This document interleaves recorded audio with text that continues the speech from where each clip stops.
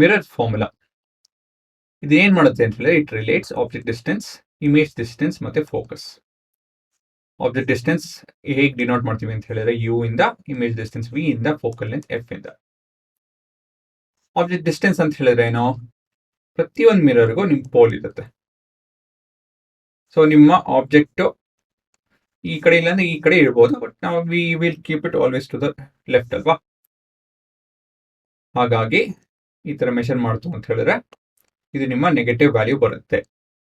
ನಾನು ರೀಸನ್ ಎಲ್ಲ ಹೇಳಿದ್ದೀನಿ ಆಯ್ತಾ. ಅಂದ್ರೆ distance from the pole to this where the object is kept, ಇಲ್ಲಿ ಆಬ್ಜೆಕ್ಟ್ ಇಟ್ಟಿದೆಯೋ ಅದು ಎಷ್ಟು ದೂರದಲ್ಲಿದೆ ಪೋಲ್ ಇಂದ, ಅದು ನಿಮ್ಮ ಆಬ್ಜೆಕ್ಟ್ ಡಿಸ್ಟೆನ್ಸ್. ನಿಮ್ಮ ಇಮೇಜ್ ಇನ್ವರ್ಟೆಡ್ ಆಗಿ ಎಲ್ಲಿ ಬೇಕಾದ್ರೂ ಬರ್ಬೋದು, ಇಲ್ಲಿ ಬರ್ಬೋದು, ಅಲ್ಲಿ ಬರ್ಬೋದು, ಎಲ್ಲಿ ಬೇಕಾದ್ರೂ ಬರ್ಬೋದು. So image distance is the distance from the pole to the image ಅಂತ ಹೇಳ್ಬೋದು ಅಲ್ವಾ. ಫೋಕಲ್ ಲೆಂತ್ ನಿಮ್ಗೆ ಗೊತ್ತಿದೆ. ಈ ಮೂರು ಹೇಗೆ ರಿಲೇಟ್ ಆಗಿದೆ ಅಂತ ಹೇಳಿದ್ರೆ 1/f is equal to 1/v plus 1/u. ಇದೇ ಸೀಕ್ವೆನ್ಸ್ ಅಲ್ಲಿ ಕಲ್ತ್ಕೊಳ್ಳಿ. 1/v plus 1/u ಸ್ವಿಚ್ ಮಾಡ್ಕೋಗ್ಬಿಡಿ. ಮ್ಯಾಥಮೆಟಿಕಲಿ ಕರೆಕ್ಟೇನೆ, ಬಟ್ ಏನಕ್ಕೆ ಸ್ವಿಚ್ ಮಾಡ್ಬಿಡಿ ಅಂತ ಹೇಳಿದ್ರೆ ಲೆನ್ಸ್ ಫಾರ್ಮುಲಾದಲ್ಲಿ ಇದು ನೆಗೆಟಿವ್ ಬರುತ್ತೆ.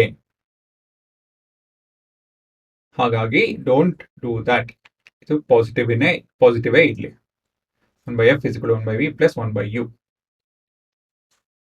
ಆಯ್ತಾ. ಸೊ ನಿಮ್ಮ ರೇಡಿಯಸ್ ಆಫ್ ಕರ್ವೇಚರ್ ಇಸ್ ಮತ್ತೆ ಫೋಕಲ್ ಲೆಂತ್ ರಿಲೇಶನ್ಶಿಪ್ ಏನಂತ ಹೇಳಿದ್ರೆ half of radius of curvature is focal length.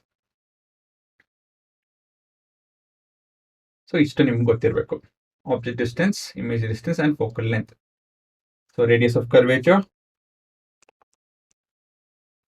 And focal length, ಈ ರಿಲೇಶನ್ಶಿಪ್. ಸೊ ಇವೆರಡು ನಿಮ್ಮ ಮಿರರ್ ರಿಲೇಟೆಡ್ ಫಾರ್ಮುಲಾಸ್. ಸೊ ತುಂಬಾ ಜನ ಇದು ಆಬ್ಜೆಕ್ಟ್ ಡಿಸ್ಟೆನ್ಸ್ ಯು ಅಂತ ಹೇಳಿ, ಇಮೇಜ್ ಡಿಸ್ಟೆನ್ಸ್ ವಿ ಅಂತ ಹೇಳಿ ತುಂಬಾ ಜನ ಕನ್ಫ್ಯೂಸ್ ಮಾಡ್ಕೊಂತಾರೆ. ಆಬ್ಜೆಕ್ಟ್ ಡಿಸ್ಟೆನ್ಸ್ ಯಾವ ನೋಡೋದಕ್ಕೆ ಅಂದ್ರೆ ಆಬ್ಜೆಕ್ಟ್ ಓ ಇಂದ ಶುರು ಆಗುತ್ತಲ್ವಾ.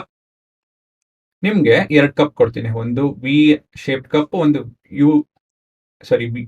ಯು ಶೇಪ್ಡ್ ಕಪ್, ಮತ್ತೊಂದು ವಿ ಶೇಪ್ಡ್ ಕಪ್.